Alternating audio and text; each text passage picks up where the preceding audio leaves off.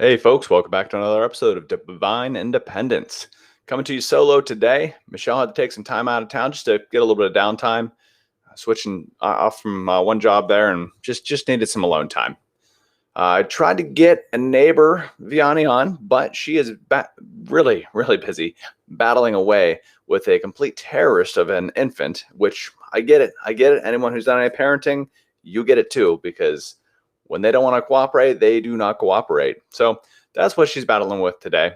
Now, I wanted to come at you folks with a little bit of tax stuff. I know we've been beating that dead horse lately, but I also wanted to get you ready for this upcoming voting season. So coming up here in November, we've got a lot of stuff on the ballots.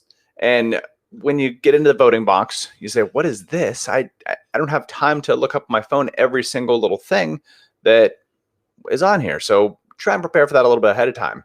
And oftentimes it can be really difficult to even know what's going to be on there, especially for small towns. So like out here in Devine, one of the things that will be a voter initiative this year is the golf course being put up for sale. That's it, just the ability to sell the golf course. It won't have any of the details as far as whether we should put deed restrictions on the property or anything like that. It will have nothing on there for how much we'll sell for. Simply, is the city allowed to sell an asset? That's it. And so for the city of Devine, come on out, folks. I hope to see you out here. For the county, I do want to see folks. Well, I won't see folks because I'll be battling the city at the same time, same bad place. It's weird how they organize these things, but the city will be having a tax increase proposal meeting on 14 September at 6 o'clock at the community center. The county will be having a tax increase meeting at 7 o'clock at 200 Dixon in Devine for the emergency management district. So we're definitely getting some taxes increased. So for you folks out in the county, jump in there, get involved, please. We've got to keep these taxes low. Giving government more money doesn't ever make them more efficient. It just gives them more money to be more wasteful with. So that's why I'm a big fan of let's keep taxes down. Now, something else to think about here. You can only attend one or the other because they're only an hour apart. Cities at 6 o'clock, counties at 7 o'clock. There's no way I can make both. Neither can you. So just pick one. I ask you to come out and support. It's helping you out too. Even if you're a disabled veteran, a widow, or anything, or over the I think it's 65 or 70, you can get your taxes reduced. I mean, go out and do it for other people. Do it for your neighbors. That being said, there's been a whole ton of bitching and complaining on Nextdoor. People complaining about how the city just doesn't take care of things anymore. It's not clean. So I said to one lady who was complaining up storm, hey, you know what? Come on out. Let's do a city cleanup. Let's clean up some of this garbage you're complaining about. Let me know when and where. I'll give you a couple hours out of my weekend. Crickets. So it's all these people who all they do is complain about government this, government that, but they don't do shit. They want government to fix all their problems. Well, that's the problem, idiot. You want government to do everything. You don't want to give them all of your money to do everything for you, but you do want to bitch and complain about everything. Well, guess what? You're a citizen here. Do something to clean it up. Add value instead of bitching and complaining. I know Michelle's going to give me a hard time for using all my profanity. She's not here to rein me in today, but that's where we're at. Let me kick this off here before I get into the state level stuff. I do want to jump into the city tax increase or tax increase proposal, whatever they call it. So real brief, just the city can increase taxes up to 0.5298 cents per $100 of value of your property. In order to maintain the same revenue stream, we would actually need to reduce taxes. And so we'd have to get down to 0.4897 cents per $100 of value. That's what I'm voting for. I don't think the city needs any more revenue, especially when we get the go-ahead to sell this golf course next year. That's going to easily double the budget. And the city just got over $1 million from the federal government because of the COVID relief thing. So there's 3 times the annual budget. The annual budget's right a little over $1 million here. And so we've got over the annual budget for the COVID relief that's coming in. And we'll have, and this is just guessing. If we sell the golf course for anything less than $1 million, because that's what we've put into it just in the past year, we've screwed up. Somebody's screwed up big time. But sell for less than that, you should easily have over the annual budget in that. So easy choice, I feel like here. And that would also enable us to pay off the bonds we just got for the airport hangars. So now you've got $1 million coming in from the federal government, pay off that bond for the airport hangars. You've got another $1 million to fund the city for an entire year, plus the regular budget. So I'm not sure why we need to increase anything. So I'm going to say, let's do the initiative here to no new revenue. And that's the key word here, is no new revenue tax. And that'll bring us down to the 0.4897 per $100 value. The reason this is important, and you're actually getting a decrease in tax rate, but your taxes won't change because all of our valuations keep going up. And the tax assessors at the last city meeting specifically stated, we're going to go through Devine, this city, next year, and we're going to reassess everyone's properties. So that means they're driving around seeing, what do you have? What improvements have you made? So we're going to see another property tax increase, no matter what, just because the values of the homes are going to go up. And you might have some go down, but overall, if it's a house and it's still standing, they're increasing the value because the value of properties is increasing with inflation and with the increasing pressure of people fleeing the city. Now, the other option, this is the thing that would require a voter initiative. They can already implement the 0.5298 cents increase without getting any voter approval. That's just how the law is written. But if they do want to really increase it, then they have to get a voter approval, and that would be anything over 0.5846 cents. So basically 58 cents per $100 of value in your house or your property in general. That would require a vote. So I'm going to be out there. I'm going to say no new revenue, period. There's more than enough money flowing into this city. They need to be better stewards of those resources. Granted, we all want all the roads to be new. Well, there's a time constraint on that because we leverage the county to do the paving. So you can throw billions of dollars at it if you want. Streets still aren't getting any better. We have Stephen Hicks. Kevin Hicks, that's his name, Kevin Hicks. He's the one who ran for mayor last year. I gave him a hard time on Facebook because he's complaining a whole bunch. I haven't seen that guy at a freaking meeting since the near riot about the golf course. Well, it turns out he lives up there, and as much as he was giving the golf course a hard time, he still wants to maintain his property values. So I don't know what his deal is. And I'm not saying he's a bad guy. I have a lot of questions about someone's intentions whenever you show up just during voting season to collect votes, and then I don't see you but once or twice again for the rest of the year. It doesn't build a whole lot of trust for me. So where are we at? We'll see. We'll see. Anywho, enough of that stuff. I want to jump on to the state level propositions here. And that's all I'm going to cover for you today. Again, it's going to be a short show. I might come at you later in the week here with Vianney and just kind of add in some bonus content. And if any of you folks out here in the area, Devine, around Devine, Medina County, anywhere in the San Antonio area, really, once you get over towards Seguin, I'm not sure what we have in common at that point, but I'm willing to talk about it. Anything about San Antonio fleeing, in other words, all the people running out of there, which from my folks at the farmers market, there are a lot of people in my age demographic, a little bit older, a little bit younger, just doing whatever they can to flee the city. Some of them are military, a lot of them are prior military. That's just the kind of folks we get around San Antonio because of all the military installations. But they're moving out here. They're moving out to Moore. And that's a good 30, 45-minute drive into San Antonio where a lot of folks work. Some of them work even farther up north San Antonio. They're willing to drive an hour just to, one, actually afford a place to live. And you got to think about that one. How expensive is it to live anywhere near San Antonio, especially on the north side? I mean, those are $500,000 houses up there. Anywhere between here and Austin, oh man, it is unreasonable. And if you want a good school, the air quotes there, because that great schools rating, that's based off of testing. A lot of places just pander to the tests. They're still not leaving your kid any better off. Your kids still can't critically think. And I mean, that really boils down to parenting because schools, they're just not set up for it. Schools are based off the Prussian model of building soldiers, slaves, and factory workers. Critical thinking doesn't fit into that framework. A lot of kids, I would say a majority of folks do well in that environment. It's a factory. Most people fit into a certain mold, and that structure works off of that mold. So everyone who doesn't fit well into it, I did not fit well into this school system. You're left out of the loop. You just can't. You can't fit into it. So you can't excel in it. Once you get into higher education, college, I did very well. Regular life, I do very well. But yeah, that's where we're at. So anyway, a lot of folks fleeing the city. They don't want to be trapped. They don't want to be stuck with some HOA yard maintenance, whatnot. They don't want to be stuck in an apartment. They want to be able to go outside, let their kids run in a field, climb in some trees, get hurt, get dirty. They want kids to be able to be kids. Now, the downside with out here is it is real tough for those kids to have friends and go play next door because, well, you look at my block, there's a lot of old people. Go a couple blocks up, a whole ton of kids.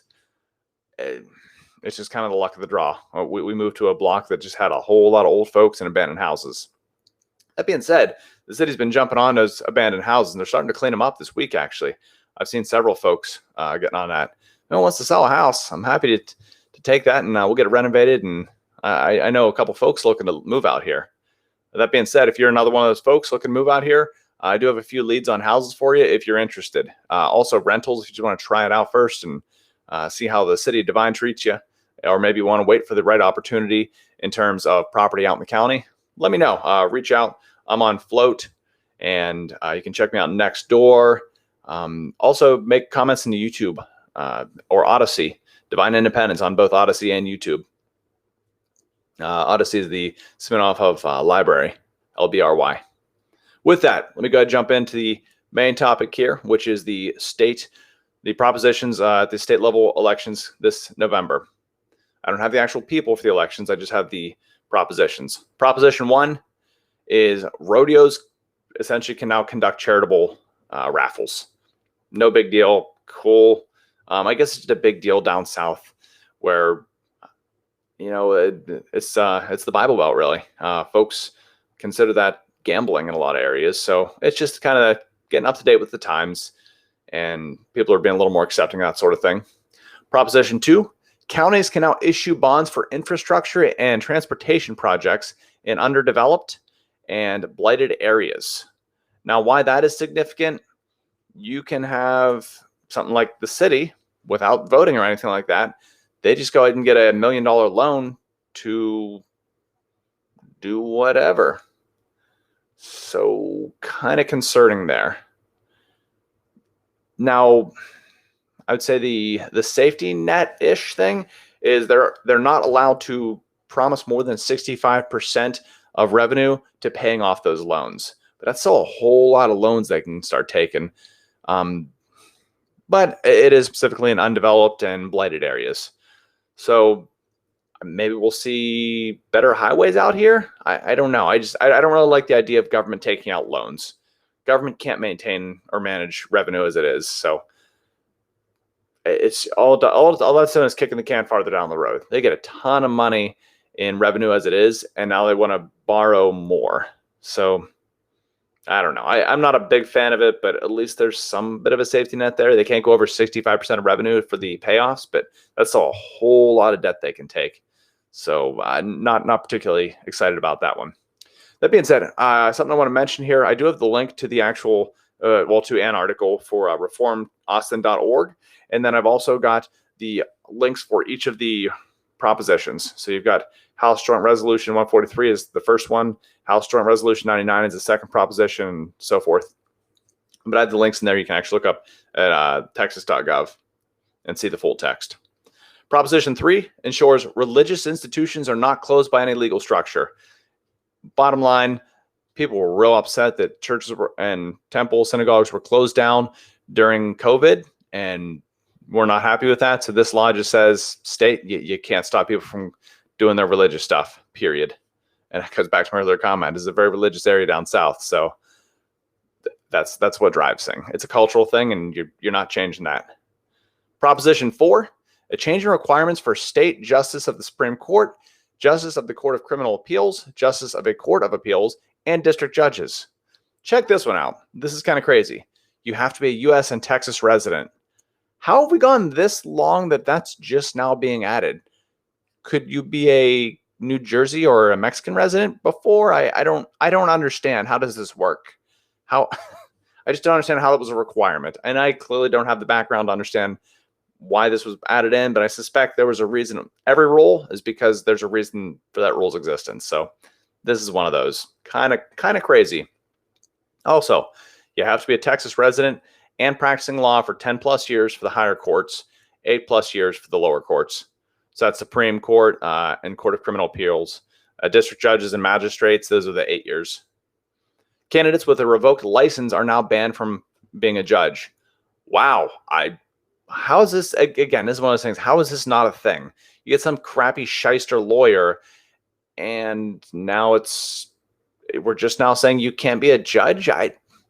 Freaking mind-blowing. The lack of ethics throughout the criminal justice system, insurance industry, banking industry is mind-blowing.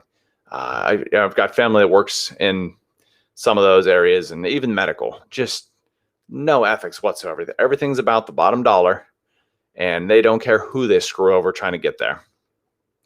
Really frustrating. Okay, Proposition 5 ensures sitting judges as well as candidates are held to the same standards during elections. That could go either way. I just don't have the background on it. But the current problem, the way I understand it, is if you're a candidate for a judge position, you don't have to follow any rules because you're not a judge. But if you're an incumbent, there are a whole bunch of rules you have to follow because you are sitting that position, and therefore you fall under that board of the commission, I believe it is. And so it's just saying if you want to be in that position, you're running for that position, well, it's at that point you also need to prepare yourself and follow those rules ahead of time, not just once you're elected. Proposition 6 ensures folks in care facilities have a designated person that's always permitted to visit them. What this boils down to is there were a lot of old people, and it's not just old people, but that's the kind of stereotype we look at there. There's old people in nursing homes who had to die alone. Their last year, 2 years of life, they were forced to die alone. They were going to die anyway. They didn't give a shit about COVID because they were going to die anyway. They had cancer, they had Alzheimer's, dementia, whatever the case may be. Protecting them from COVID did the square root of F all. They just had to die alone because of stupid mandates that said no one's allowed to visit you. Well, this ensures that no longer that's the case. Also, you have to be in there if they have family. You want that family to be in there and making sure that you're actually getting after any abuse or, I don't know, how would I put that? Abuse is the biggest one, but those sorts of things. I'm trying to think here of the best one to capture that. They're just not taking the best care of you. One example, my grandfather was on a ventilator. He was at late stages of dementia, but they kept putting too much water in it. And so they were literally drowning him every day. And this is up in Maryland. My mom lived in Maryland for a little bit, and she was actually banned from that facility because a local representative, state representative, owned the facility. And she was filing complaints with the state for elder abuse. They had her banned from that facility and essentially killed him by drowning him, asphyxiation. He was literally gurgling on water because they overfilled the respirator in that little water cup inside it. He was so far gone. It's a complex situation, but those sorts of things to make sure a person can get in there and look after those sorts of issues. And it could just be negligence. You can have a nurse that doesn't care, or it could be all out abuse where they're hitting them. Either way, you want to be there looking after your parents, grandparents, uncles, aunts, whatever the case may be. Someone who doesn't have all their mental faculties to them, mentally handicapped. A lot of folks live in those facilities. It's important someone's able to look after them. So really glad to see that one taken care of. Proposition 7. This expands the homestead tax exemption and school district tax exemption for surviving spouses of disabled veterans over the age of 55. Texas loves veterans. And this is very similar to Proposition 8, just expanding the tax exemptions there for the disabled veterans, surviving spouses. So it's just Texas taking care of veterans. I will say the disabled veteran thing, that's pretty easy to get. If you have any disability, if you have a bad knee from that's service related, you're technically a disabled veteran because you have 5% disability. I don't know. My overall take on this, if you can get out of taxes, good for you. I want everyone to get out of taxes, all of the taxes, because government does not use taxes well. They piss away so much money. That's just my 2 cents, though. Just not a big fan of taxes and the government's poor use of them. With that, folks, not a particularly long episode today. I hope the audio is all right there. I switched. I just realized the settings here. It's my first time using Restream, as you noticed there. I'll be using this more often here in the future, and we'll see how it looks. With that, folks, come on out, check me out on Float, Josh R, on Odyssey, Library TV, YouTube, and of course, divineindependence.com. Hope to see you folks later. Take it easy.